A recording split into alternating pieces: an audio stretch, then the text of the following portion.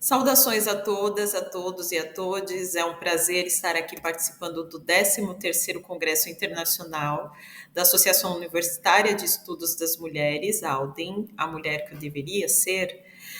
Apresento aqui o artigo Fronteiras Narrativas e Intelectuais Negras. Me chamo Rita de Cássia Camargo dos Santos, sou doutora em Teoria e História Literária e mestra em Estudos Interdisciplinares de Gênero. O objetivo desse artigo é a análise do impacto e a difusão da produção literária negra no Brasil. E de que modo ela compõe um fenômeno de enfrentamento pela autodeterminação das sociedades pós-coloniais contra a dominação dos grandes centros colonizadores. Isso permite a elucidação do conceito de negritude, como possuidora de um caráter universalista nas lutas de libertação das sociedades pós-coloniais ou dependentes para se tornarem sujeitos de sua própria história. Entre o acontecimento e a narração do fato, alguma coisa se perde e por isso se acrescenta.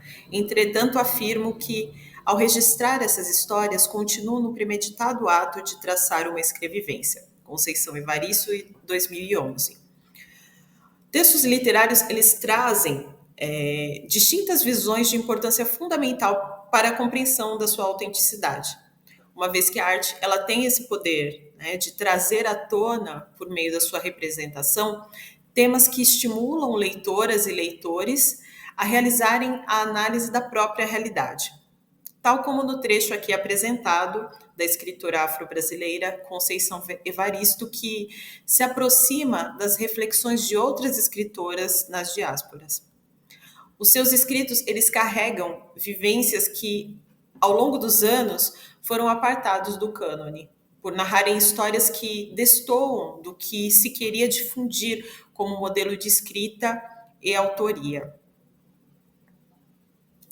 As filósofas brasileiras Lélia Gonzalez, Sueli Carneiro, bem como a escritora aqui referida, Conceição Evaristo, e demais teóricas e ativistas negras, elaboraram um trabalho sólido ao longo dos anos para colocar em evidência subjetividades da figura feminista negra em solo nacional. E esse enfrentamento, ele é ainda mais notável quando se sabe que ocorreu durante o regime militar no Brasil, entre 1964 e 85, e que precedeu o entendimento contemporâneo da interseccionalidade. Patrícia Hill Collins. A escritora Conceição Evaristo, com seu romance Poncia Vicêncio, ela examina os desafios e criatividade no cotidiano de uma cidadã negra diante das múltiplas opressões experienciadas em seu país. Nesse cenário, em 2014, o Brasil ele foi marcado pela realização do maior festival de mulheres negras da América Latina, a 7ª edição do Festival Latinicidades, no qual reuniu mais de 1.000 mulheres negras e pessoas aliadas. E esse evento ele foi resultado de décadas dessa atuação das mulheres, bem como das mulheres afro-latinas e afro-caribenhas nessa criação de um espaço político, social e artístico. Já em 2018, na Festa Literária Internacional de Paraty, composta por algumas intelectuais negras, como a própria Conceição Evaristo, as teóricas brasileiras Lígia Ferreira e Milena Brito, a escritora italiana Igiaba Siego, de família somali, e o autor moçambicano Dani Wambiri.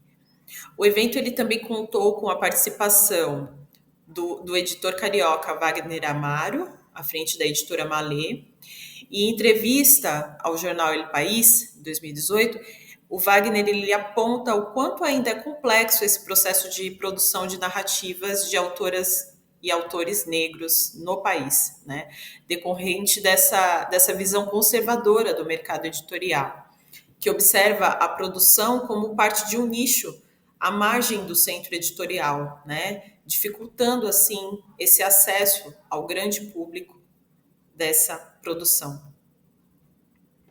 Já em 2019, a teórica brasileira Fernanda Miranda, ela lança o livro Silêncios Prescritos, em que ela realiza uma análise dos romances de autoras negras dos anos de 1859 a 2006, incluindo nomes como Maria Firmina dos Reis, Ruth Guimarães, Carolina de Jesus, Anajá Caetano, Aline França, Marilene Felinto, Conceição Evaristo e Ana Maria Gonçalves.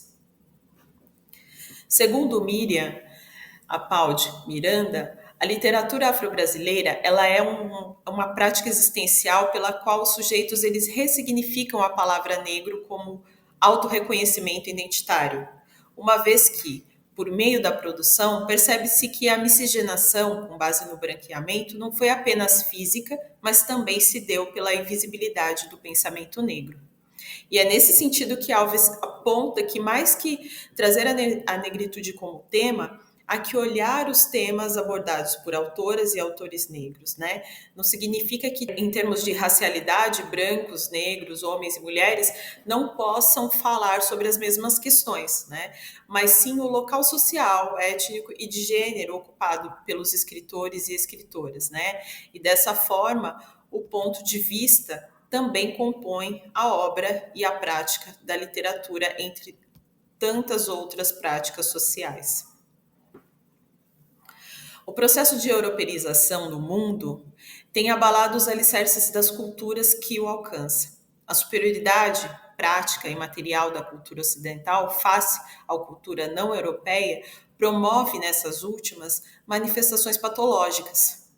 Existe uma patologia cultural que consiste precisamente, sobretudo, no campo da estética social, na adoção pelos indivíduos de determinada sociedade e de padrão estético exótico, não induzindo diretamente da circunstância natural e historicamente vivida. Ora, o Brasil, como sociedade europeizada, não escapa quanto à estética social, a patologia coletiva acima descrita. O Brasil, em geral, especialmente o letrado, adere psicologicamente a um padrão estético europeu e vê os acidentes estéticos do país e a si próprio do ponto de vista deste, Guerreiro Ramos. Então, assim, há que se ressaltar que a retomada e análise da produção negra está para além da retomada da negritude como tema, né? Como algo a ser visto como um componente da realidade nacional. É uma análise da autoria negra, ou seja, algo vivo, multiforme, não definitivo e que, por não se deixar imobilizar, guarda relações de historicidade, localidade, tanto quanto com os processos coloniais vividos.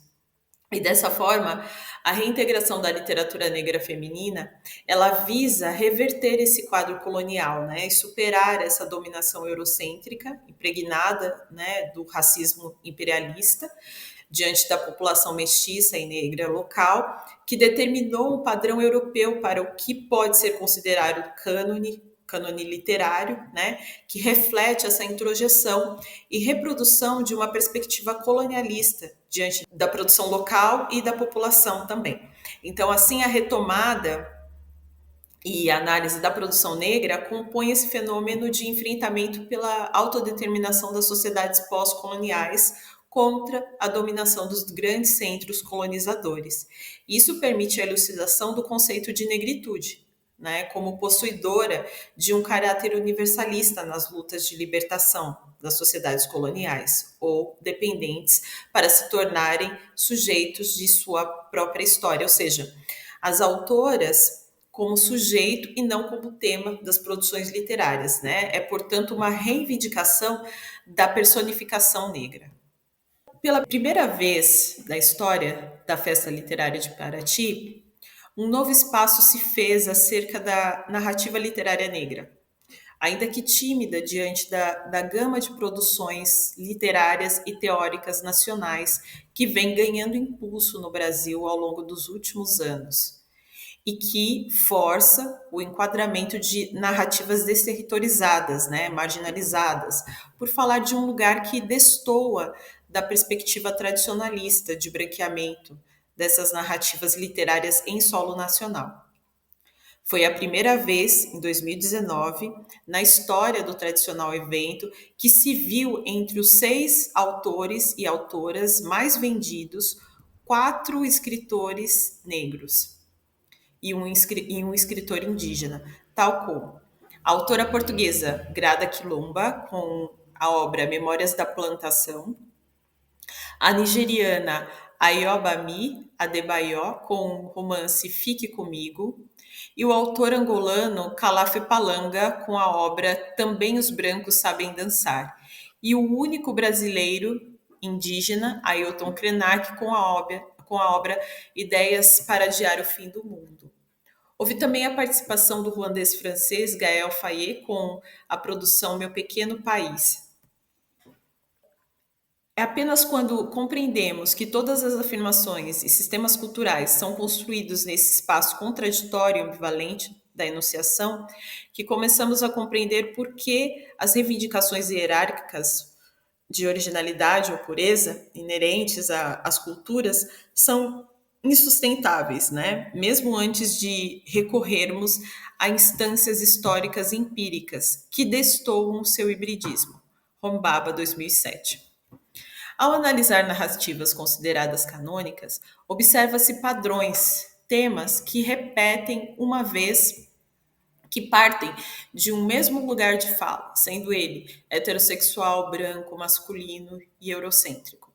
Tais repetições restringiram por décadas parâmetros de narrativas que abarcaram as diferenças que compõem uma sociedade.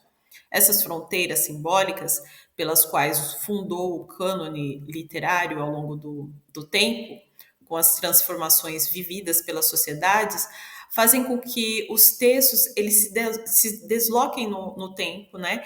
Criem novas roupagens, se ressignifiquem e dialoguem com produções que, por vezes, estiveram longe desse centro da narrativa canônica. A palavra de ordem para o corpo feminino da mulher negra seria forçosamente outro, tendo em vista o aviltamento do qual foi vítima esse corpo negro, que passou pela coisificação, mutilação, primeiro pela força da escravização e depois seguido da automutilação, né, para aproximá-lo da estética branca, alienígena, à sua feição natural. Os versos e os textos, eles realizam essa desconstrução desse locus de confinamento, onde ficamos excluídas da nossa estética nacional. Alves, 2010. Então, apesar dos avanços e interesses das universidades brasileiras pela produção feminina, negra, a partir do início do século XXI, a perspectiva acadêmica ela não rompe com a historiografia clássica, né? A população afrodescendente ela não aparece como cidadã, como sujeito de sua própria história, que como os demais indivíduos influenciam tanto quanto são influenciados pela realidade política e social, né? Então esses sujeitos e suas realidades, experiências, histórias são ainda generalizadas, né? Fazendo com que as causas do racismo e do sexismo atual, bem como a pobreza de uma grande parcela da população negra no país, não seja avidamente contestadas. Ou seja, a disputa ela continua sendo necessária. Há que se lutar para que as produções negras femininas sejam difundidas, né? E que as suas autoras componham círculos ditos autorizados para a produção do conhecimento. É esse o papel da literatura negra feminista. Demais considerações. Como já colocado nesse artigo, a produção literária negra ela transita entre o real e a ficção, na tentativa de levar ao público uma compreensão da realidade. E suas produções elas evidenciam fronteiras de poder que sustentam inúmeras opressões advindas das diásporas, do patriarcado e da sociedade desigual resultante dessa fase do capitalismo. Realiza-se, portanto, aqui um convite ao desenvolvimento de uma visão crítica da realidade e do processo histórico no qual se insere, revisitando, por meio de suas personagens, o passado através de temas vividos no presente e vislumbrando um futuro que não se defina por diferenças culturais, raciais e físicas. Referencial teórico. Muito obrigada.